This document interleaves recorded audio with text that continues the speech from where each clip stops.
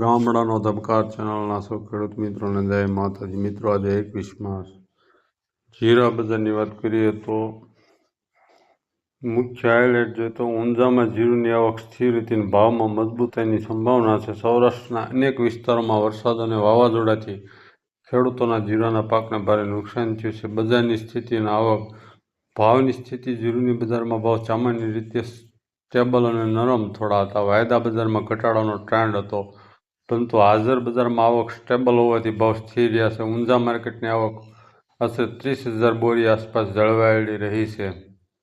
યાર્ડમાં રજાઓ અખબારી અહેવાલો મુજબ ઊંઝા યાર્ડ 24મી એપ્રિલથી બંધ રહેશે અને સીધું 2 એપ્રિલે હનુમાન જયંતિના દિવસે ખુલશે. હવામાન અને પાક પર અસર. ક્વોલિટી પર ફટકો. જીરુના પાક ઉપર જ્યાં પણ કમોસમી વરસાદ પડ્યો છે તેની ક્વોલિટી પર મોટી અસર પહોંચી છે. આગામી ટ્રેન્ડ શનિવારથી વાતાવરણ ખુલ્લું થવાની સંભાવના છે. જોકે જીરુનો પાક ખૂબ જ સેન્સિટિવ હોવાથી બજારનો આધાર હવે આગળ ઉપર કેવો વેપાર થાય છે તેના પર રહેલો છે.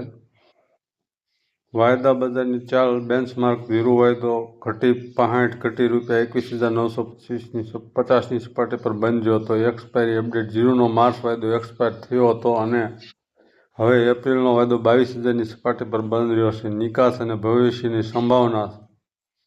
બજારનો આધાર. આગામી દિવસોમાં જીરુના બજારનો મોટો આધાર બજારની વેચવાલી અને સામે નિકાસ વેપાર કેવો આવે છે તેના પર છે. યુદ્ધની અસર. જીરુના વેપારીઓના જણાવ્યા મુજબ જ્યાં સુધી યુદ્ધ ચાલુ છે ત્યાં સુધી કોઈ મોટા નિકાસ વેપાર દેખાતા નથી. રમઝાન મહિનો પૂરો થયા બાદ હવે આગામી સપ્તાહથી બજારમાં કેવી નવી ઇન્ક્વાયરી આવે છે તેના ઉપર સૌની નજર મંડાયેલી છે. મિત્રો, એપ્રિલમાં મસાલા કંપની પણ પૂરજોશ ખરીદીમાં આવતી હોય છે, એટલે એપ્રિલ મહિનાથી જ્યારે સ્ટાર્ટિંગમાં માર્ચ એન્ડિંગ પૂરું થઈને યાર્ડો ખુલશે ત્યારે આવકો કેવી થશે તેના ઉપર આધાર રહેશે.